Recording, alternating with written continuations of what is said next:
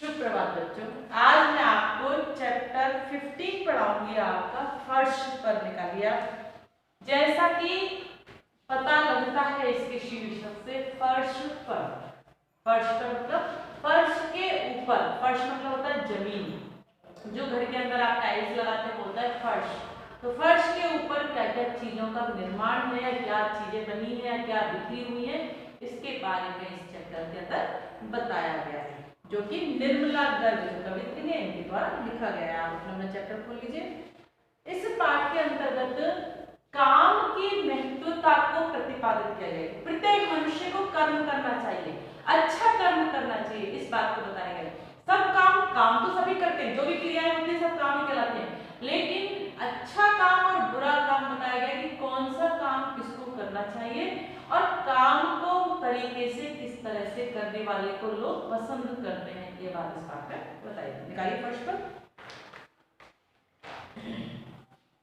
चिड़िया आती है, डाल जाती तिनके फर्श पर, हवा आती है, बिखेर जाती धूल फर्श पर, सूरज आता है, सजा जाता चिंदिया फर्श पर, मुन्ना आता है, उलट देता कटोरी फर्श पर, पापा आते हैं, उतार देते जूते फर्श पर, मेहरी आती है, समेट लेती है सब कुछ अपने बेवाई बड़े हाथों से, और इस तरह लिखती है हर रोज एक कविता फर्श पर। समझ में आया कुछ? तो चार शब्दार्थ लिख लेते, फिर आगे बढ़ेंगे। निकालिए शब्दार्थ, खोलिए। वो 5 शब्दार्थ में, ज्यादा शब्दार्थ नहीं है इसमें। देखिए देखिए, चिंदिया,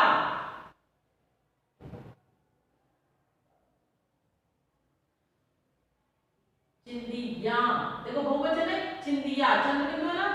चिंदी मतलब होता है छोटी छोटी कतरन, छोटे छोटे टुकड़े किसी भी चीज के, कपड़े के हो चाहे कागज के हो, सबको चिंदिया ही बोलते हैं, कतरन को, ठीक है ना। तो छोटे छोटे टुकड़े,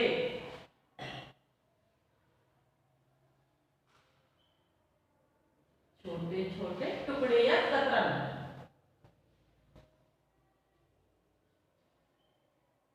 कतरन भी बोलते हैं, कतरन मतलब काटा हुआ छोटा छोटा कोई भाग, कतरन।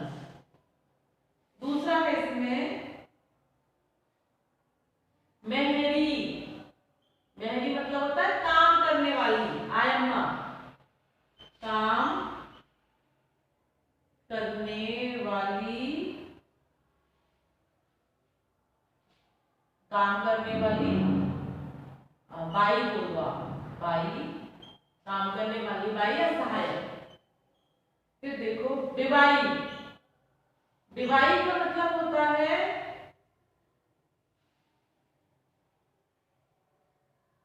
विवाई का मतलब है सर्दियों में जब हम काम करते हैं ना, तो काम करने से हाथों में हाथ फट जाते हैं, क्रैक्स लग जाते हैं, हील के अंदर और इन हाथों में क्रैक्स लग जाते हैं। जब सर्दियां होती हैं या ज्यादा काम करते हैं तो हाथ जब कड़क हो जाते हैं तो स्किन फट जाती है, स्किन क्रैक्स पड़ जाते हैं, उनको बोलते हैं विवाई, ठीक है।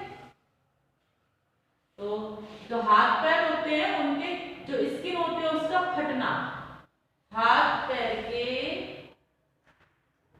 चमड़े का फटना, समझ में आया? हाथ और पैर का कोई भी स्किन और जहां कट लग जाए उसको विवाई कहते हैं। बीनना, बीनना यानी चुनना, कोई चीज को चुनकर रखा जाए, चुनना, ठीक है।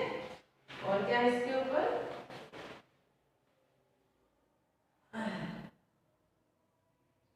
बिखेरना, फैलाना। देखो बिखेरना,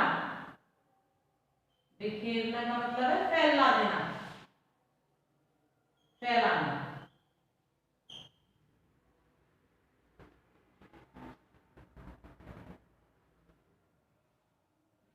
समेटना, समेटना मतलब इकट्ठा करना, एकत्रित करना,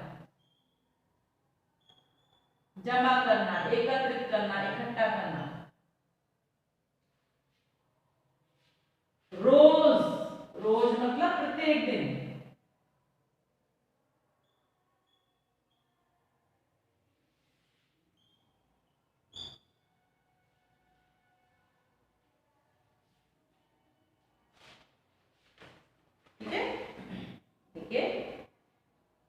आती है डाल जाती तिनके फर्श पर।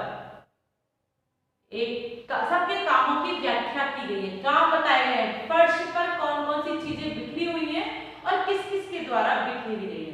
तो उस घर के फर्श पर, फर्श मतलब होता है जो नीचे जो हमारा आंगन का जो बरामदा है उसके ऊपर, जो घर का बरामदा है, जो आंगन है, और उस आंगन की जो जमीन है उसके को बोला गया फर्श। तो चिड़िया आती है डाल जाती तिनके फर्श पर। चिड़िया उड़ती हुई आती है, और चिड़िया का क्या काम है? तिनके उठाना या दाना चुगना, दो काम करती है। तो तिनके किसके उठाती है? अपना घर बनाने के लिए, अपना घोंसला बनाने के लिए। तो तिनका मतलब होता है सूखी घास, सूखी घास के टुकड़े को बोलते हैं तिनका। तो इस तरह चिड़िया अपने घोंसले को बनाने के लिए तिनके को अपनी चोंच में पकड़कर लाती है, और चोंच में पकड़कर लाने से उसके ऊपर जब उस चोंच के तिनके से जब घोंसला बनाती है तो खूब सारे तिनके जमीन पर फैल जाते हैं। तो चिड़िया आकर तिनकों को जमीन पर, घास के सूखे टुकड़ों को जमीन के ऊपर गिरा देती है, फैला देती है, डाल देती है। हवा आती है बिखेर जाती धूल पर फर्श पर। अब दूसरी बात तो क्या बताइए? हवा। हवा जो बहती है जोर से, जब आंधी चलती है, हवा चलती है, तो धूल जो रज है, मिट्टी है, जो धूल के कण है, वो हवा के साथ उड़ते हैं, और वह हवा जब उड़ती है और जहां जहां जाती है वहां फर्श के ऊपर धूल को जमा देती है। हवा का प्रवेश सब जगह है, ये तो पता है ना। बिना हवा, अच्छा आप एयर पैक भी कर दो किसी चीज को तो भी हवा उसके अंदर रहती है। तो इस तरह से हवा, जो जोर से हवा चलती है, वह धूल को अपने साथ उड़ाकर लाती है, और वह धूल को फर्श के ऊपर गिरा जाती है, फैला जाती है, बिखेर जाती है। सूरज आता है सजा जाता चिंदिया फर्श पर, और फर्श बिछा हुआ है, टाइल्स लगी हुई है, ऊपर से सूरज निकलता है, आसमान में निकलता है सूरज। तो सूरज आता है सजा जाता चिंदिया फर्श पर। आपने देखा है सूरज की रोशनी जब फर्श के ऊपर पड़ती है, टाइल्स के ऊपर पड़ती है, तो हर टाइल्स में अलग अलग शेप की रोशनी, अलग अलग शेप की रोशनी पड़ती है, उजाला पड़ता है। देखा है आपने? जैसे कांच के ऊपर यदि कांच को टुकड़े कर दें आप, तो उस मिरर के अंदर हजारों सूरज की रोशनी दिखाई देती है। वैसे तो सूरज तो एक ही है, लेकिन टुकड़े होने की वजह से अनेक दिखाई देती है। तो अनेक हो गई, इसका मतलब कतरन, टुकड़े हो गया। तो इस तरह से फर्श के ऊपर जो टाइल्स बिछी हुई हैं, एक टाइल्स नहीं, अलग अलग टाइल्स है, तो इस कारण उन टाइल्स के ऊपर सूरज की रोशनी पड़ती है। तो सूरज की रोशनी पड़ने से वहां पर चारों तरफ सूरज की रोशनी अलग अलग शेप में दिखाई दे रही है। ऐसा लगा है मानो सूरज ने सफेद कतरन को, सफेद टुकड़ों को वहां पर सजा दिया है, उस आंगन में सजा दिया है। मुन्ना आता है उलट देता कटोरी फर्श पर। अब ये प्राकृतिक चीज हो गई, प्राकृतिक चीज हो गई। अब घर के अंदर जो लोग हैं उनमें मुन्ना का मतलब होता है छोटा बच्चा। कोई छोटा लड़का घर के अंदर से आता है, जिस घर के अंदर रहता है उस घर का जो बच्चा है वो बाहर आता है।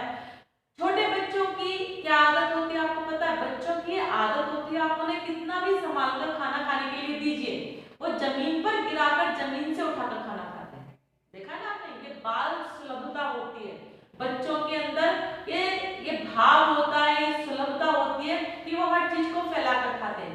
आप उनको कितनी भी कटोरी में चम्मच लगा कर दो, उनको हर चीज जमीन पर फैलाकर उठाकर खाने में मजा आता है। तो इस तरह से वह मुन्ना कटोरी के अंदर खाने का सामान लाता है। क्या लाता है? मुन्ना आता है उलट देता कटोरी फर्श पर। वह मुन्ना, वह बच्चा खाने का सामान कटोरी के अंदर लेकर आता है और फर्श के ऊपर उनको फैला देता है, और फिर उठाकर खाता है। उलट देना मतलब पलट देना, बिखेर देना। पापा आते हैं, नहीं मम्मी आती है बीनती दाल चावल फर्श पर। अब घर में जो माँ है, उस बच्चे की, उस मुन्ने की जो माँ है, जो औरत है, वह घर के बाहर आकर बैठती है, फर्श के ऊपर बैठती है और वहां पर दाल चावल साफ करती है। देखो दाल और चावल डैश लगाए ना, तो योजक चिन्ह है। आपको चिन्ह पढ़ाया मैंने? पढ़ाए कि नहीं पढ़ाए? और लगाते हैं दाल और चावल। तो इस तरह से दाल और चावल को माँ साफ करती, तो साफ करने से जो कचरा निकलता है माँ वहीं पर उस फर्श के ऊपर उनको बीनते हुए, चुनते हुए सही चीज को अपने पास रख लेती है और बेकार चीज को बाहर फेंक देती है। तो फर्श पर वो कचरा भी फैला हुआ है। पापा आते हैं, उतार देते जूते फर्श पर। पापा ऑफिस से आते हैं, ऑफिस से आकर सबसे पहले जूते उतारते हैं। कहाँ पर? जो बाहर का आंगन है, जो फर्श है, जहाँ पर टाइल्स लगी हुई है, वहां पर आकर सबसे पहले अपने पापा जूते उतारते हैं। वो जूते भी गंदे होते हैं ना, सुबह से शाम तक पहनने के कारण धूल मिट्टी से जैसे हुए होते हैं। तो इस तरह से पापा भी अपने जूतों को उतारकर फर्श पर रख देते हैं। मेहंदी आती है, समेट लेती सब कुछ।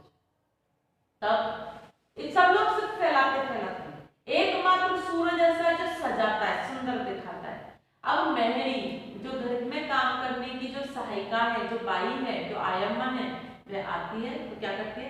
सब चीज को समेट लेती है। लेते ना, झाड़ू लगाती है, ब्रू करती है, झाड़ू लगाती है। तो इस तरह से सारी चीज जो गंदगी फैली है उन सब चीजों को समेट लेती है, इकट्ठा कर लेती है अपने बिबाई पड़े हाथों से। बिबाई मतलब उसके हाथों में जो कट लग गया है, काम करने से उसके हाथों में घाव हो गए, उसके हाथों में कट लग गया, उसकी स्किन फट गई है, उसका चमड़ा फट गया है।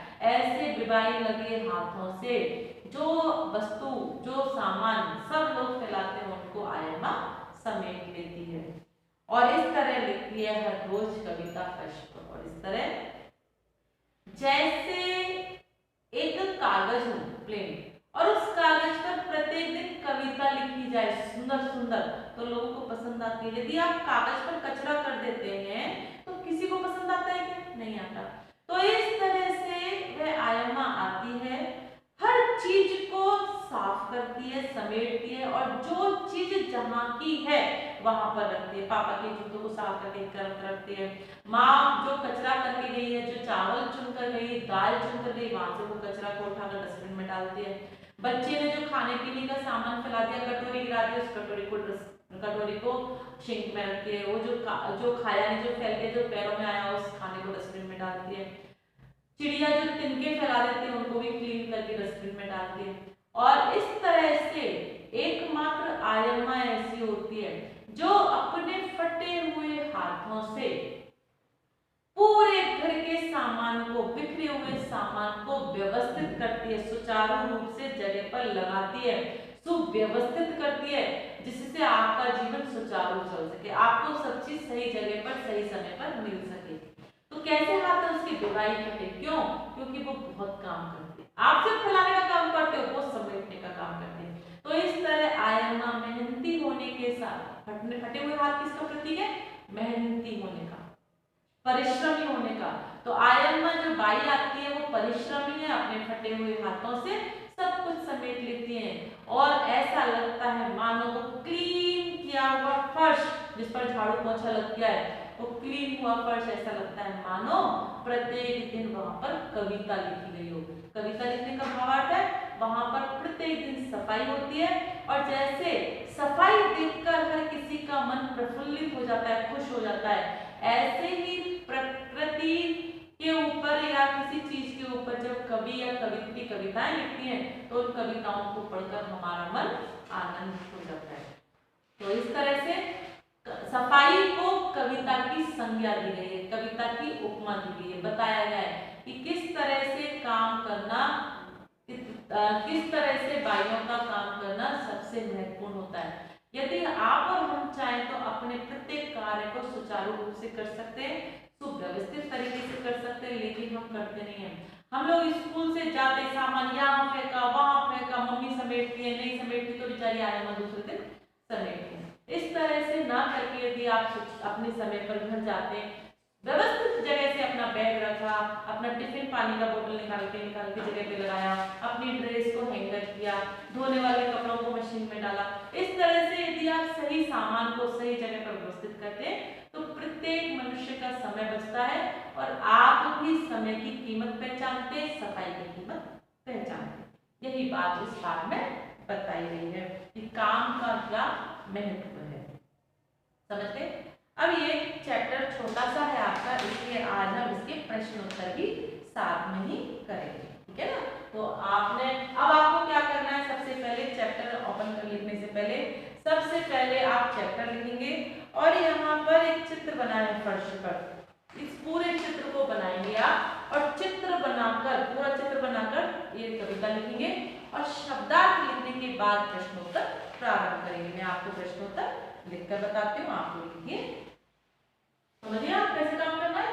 तो इस तरह से आज मैं आपको चैप्टर के साथ साथ प्रश्नोत्तर भी कराऊंगी। आप अपने अपनी नोटबुक में जो जो काम बताया है उसको पहले कीजिए और फिर प्रश्नोत्तर लिखिए। क्लियर?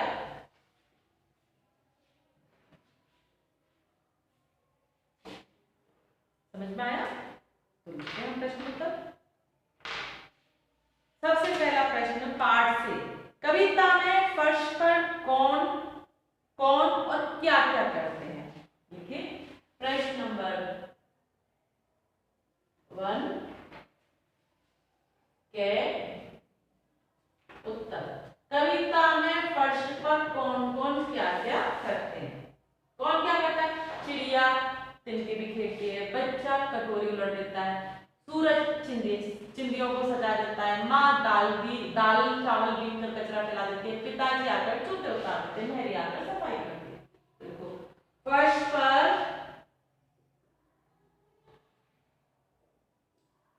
पर चिड़िया तिनके बिखेर देती है, तिनके बिखेर देती है। फर्श पर चिड़िया तिनके बिखेर देती है। हवा धूल बिखेर देती है, फैला देती है। हवा धूल बिखेर देती है, बिखेरना मतलब फैलाना। सूरज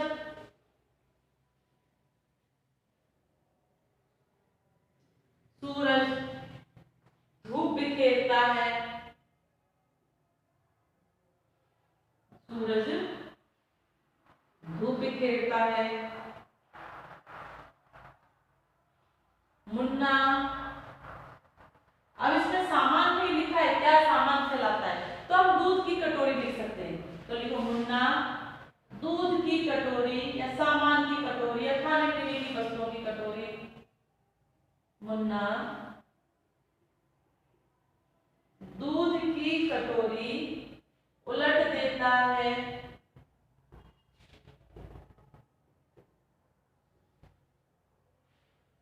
मम्मा दाल चावल के बिने दाने बिखेर देती है। माँ दाल चावल के बिने दाने मतलब होता है कचरा, जो इसको बीन बीन कर निकाला गया। बिने दाने, माँ दाल चावल के बिने दाने बिखेर देती है।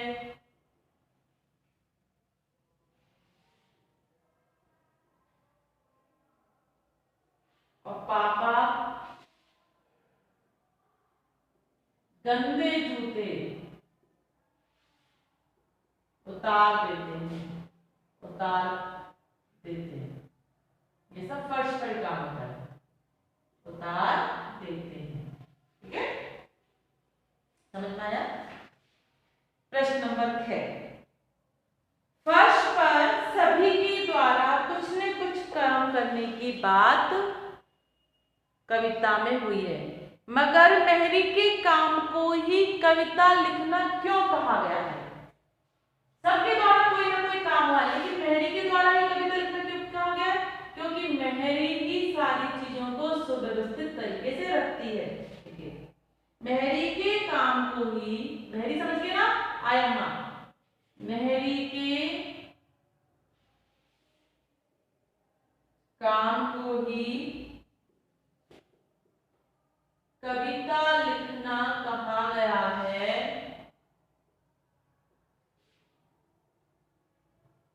क्योंकि वह झाड़ू लगाती है, वह झाड़ू लगाती फिर पोंछा लगाती है,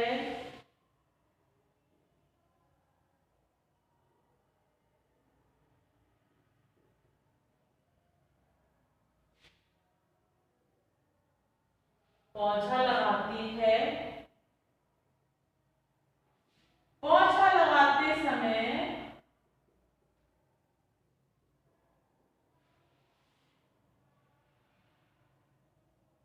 पानी की कुछ लाइनें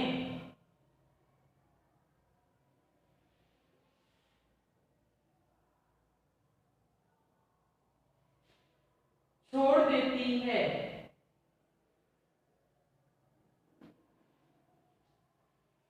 इसी को कविता कहा गया है। इसी को कविता कहा गया है। अर्थात सभी सामानों को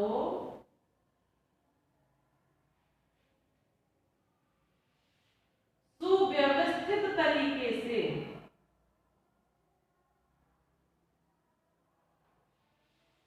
सुव्यवस्थित है ना, व्यवस्था के साथ सुव्यवस्थित तरीके से सभी सामानों को सुव्यवस्थित तरीके से सही जगह पर लगा देती है।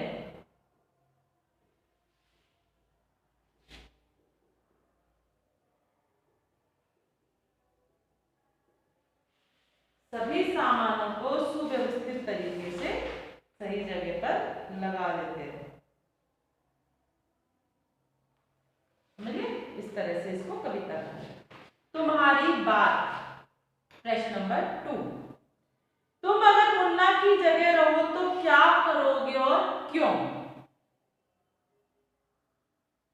हम मुन्ना की जगह होंगे तब कैसे काम करेंगे, क्योंकि सारे बच्चे नादान होते हैं, नासमझ होते हैं। प्रश्न नंबर 2 के उत्तर। हम भी अगर मुन्ना की जगह होते, हम भी अगर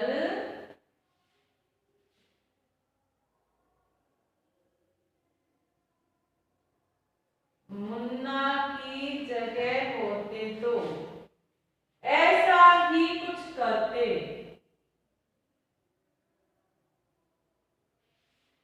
ऐसा ही कुछ करते, क्योंकि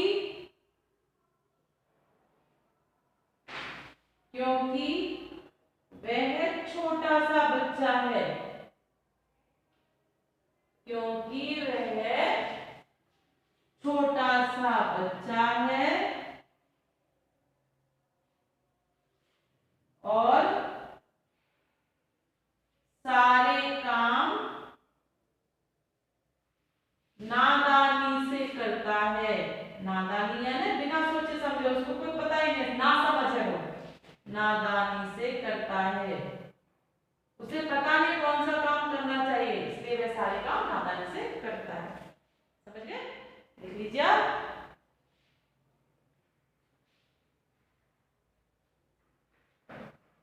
प्रश्न नंबर 2 का है, मम्मी और मैरी के काम में तुम्हें जो कुछ समानता और असमानता नजर आती है उसे अपने ढंग से बताओ।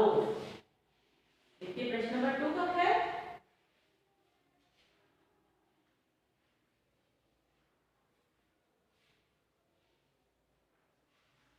माँ और मैरी के काम में तुम्हें क्या समानता नजर आती है और क्या असमानता नजर आती है उसके बारे में आपको बताना है। ठीक है ना? देखिए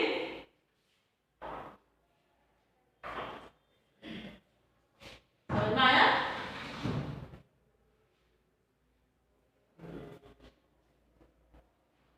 प्रश्न नंबर है 2 का और उत्तर।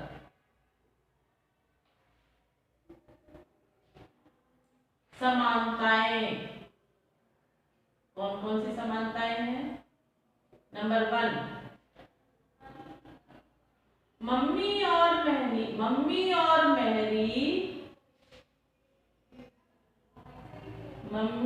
मेहरी दोनों ही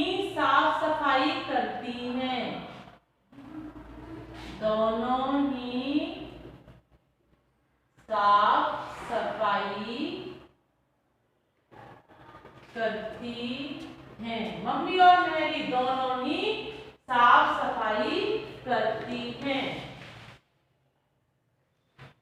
दूसरा लिखो, दोनों ही खाना बनाती हैं। आप बार बार मम्मी और मेहरी भी लिख सकते हो, नहीं तो डायरेक्ट भी लिख सकते हो। दोनों ही खाना बनाती हैं। बहुवचन में हम की मात्रा लगाएंगे, ठीक है। दोनों ही खाना बनाती हैं। कपड़े, दोनों ही कपड़े और बर्तन धोती हैं। और बर्तन धोती, बर्तन धोना मतलब साफ करना, क्लीन करना, बर्तन धोती हैं। अब असमानताएं, ये समानता लिखा आपने, इसको क्या नंबर डाल दीजिए, 6 नंबर में लिखिए असमानताएं। दोनों में असमानताएं बताएंगे, कौन कौन भिन्न है। नंबर 1, मम्मी जो खाना बनाती हैं, मम्मी जो खाना बनाती हैं वह स्वादिष्ट, स्वादिष्ट मतलब होता है अच्छा, वह लजीज या स्वादिष्ट होता है। जबकि मेहरी का खाना, मेहरी का बनाया हुआ खाना, मेहरी का बनाया हुआ खाना स्वादिष्ट नहीं होता। स्वादिष्ट नहीं होता। क्यों नहीं होता? क्योंकि माँ जब खाना बनाती तो प्रेम के साथ अपनी भावनाओं को मिलाती है, जबकि मेहरी को तो काम खत्म करना होता है और भी घरों में काम करना होता है, इसलिए वह आफत समझकर काम करती है। इसलिए जो जिस भाव से खाना बनाया जाता है वही भाव भोजन में उतरता है, ऐसा हम लोग मानते हैं। इसलिए खाने को बताया गया है कि मम्मी के द्वारा बनाया खाना स्वादिष्ट होता है, जबकि मेहरी जो खाना बनाती है वह स्वादिष्ट नहीं होता। खाना तो वही होता है, पेट तो उससे भी भरता है, लेकिन मन को तृप्ति नहीं मिलती। नंबर 2, माँ हमें नहला धुलाकर तैयार करती है। नहला धुलाकर तैयार करती है, जबकि मेहरी नहीं। मेहरी किसी बच्चे को ज्यादा नहला धुलाने का काम नहीं करती, मेहरी नहीं, मेहरी नहीं करती है। लिखो पूरा, भी मेहरी नहीं भी लिखते तो हो सकता है, मेहरी नहीं करती है। ठीक है। नंबर 3 देखो, माँ हमें पढ़ाई कराती है। पढ़ाई कराती है, होमवर्क गृह कार्य करने में सहायता देती है। गृह कार्य करने में सहायता देती है, सहायक होती है, सहायता देती है, जबकि मेहरी नहीं होती, मेहरी नहीं होती है, पढ़ाने में सक्षम नहीं होती मेहरी।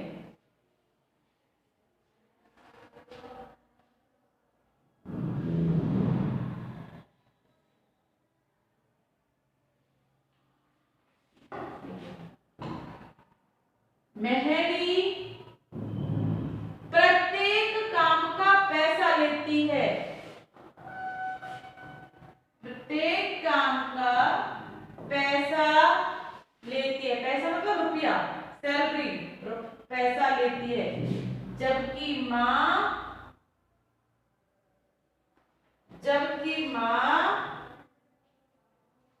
माँ की कोई मांग नहीं होती, कोई मांग नहीं होती। माँ कोई मांग नहीं रखती है कि मुझे ये चाहिए तो मैं तुम्हारा काम करूंगी। बिना मांग के माँ अपने बच्चों के लिए, अपने परिवार के लिए सारे काम करती है।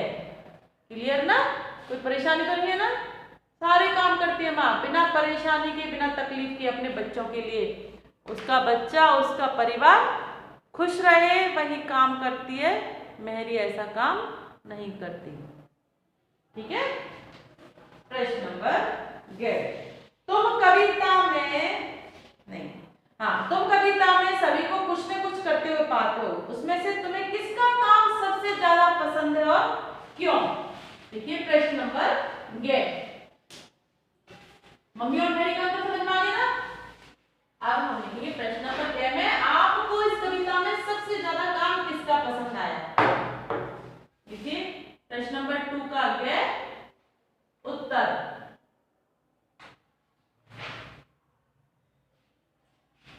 हमें सूरज का काम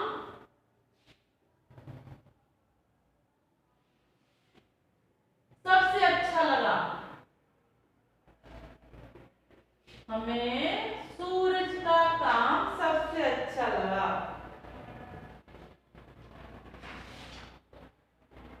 क्योंकि वह रोशनी फैलाने के या देने के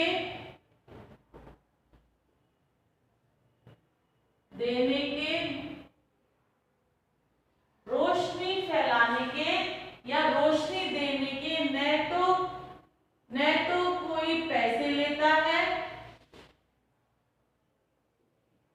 न तो कोई पैसे लेता है और न ही उस रोशनी से गंदगी फैलती है। न ही उस रोशनी से गंदगी फैलती है, ना ही उस रोशनी से गंदगी फैलती है और ना ही वह पैसे लेता है, परोपकार की भावना से काम करता है। इसलिए सूरज की रोशनी हमें सबसे ज्यादा प्यारी होती है, सबसे ज्यादा अच्छी लगती है। और ना है, तुम अपने घर को साफ रखने के लिए क्या क्या करते हो? लिखो कि तुम वह काम कब कब करते हो। चलो लिखिए।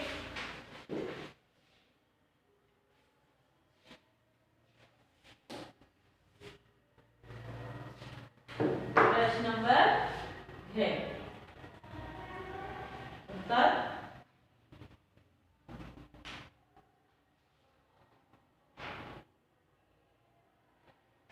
विद्यालय के बाद या विद्यालय से जब हम घर आ जाते तब, विद्यालय के बाद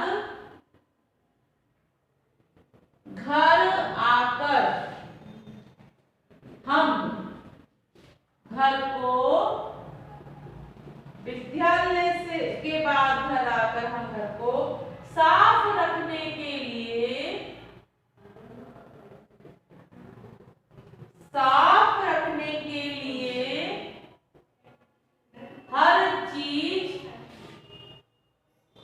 हर चीज जगह पर रखते हैं।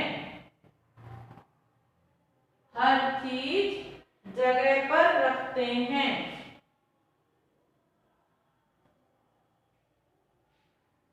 शाम को घर में खेलते, शाम को घर में खेलते समय सामान फैलाते नहीं हैं, सामान फैलाते नहीं हैं।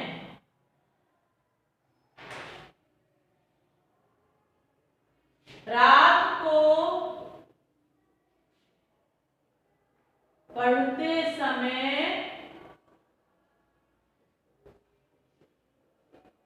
कागज और पेंसिल के टुकड़े कागज और पेंसिल के टुकड़े कागज और पेंसिल के टुकड़ों को भी कतरन बोलते हैं, ठीक है ना। कागज और पेंसिल के टुकड़े इधर उधर नहीं फेंकते हैं, इधर उधर नहीं फेंकते हैं। इस तरह से हम और भी बातें लिख सकते हैं जिनकी हमें आवश्यकता नहीं, काफी। देखिए प्रश्न नंबर 3, तुम्हारी कल्पना। कविता में से चुनकर कुछ शब्द नीचे दिए गए हैं। चिड़िया, डाल, तिनके, सूरज, हवा, हाथ, मुन्ना, कविता। इनका उपयोग करते हुए कहानी या कविता लिखो। क्लियर? समझ में आया? अब इनका प्रयोग करते हुए हम एक कहानी लिखेंगे या कविता लिखेंगे। हम कहानी की 2-4 लाइन लिखते हैं। देखिए प्रश्न नंबर 3, एरो बनाकर लिख लो, उत्तर नहीं है इसका। समझ में आया आपको? लिखिए आप।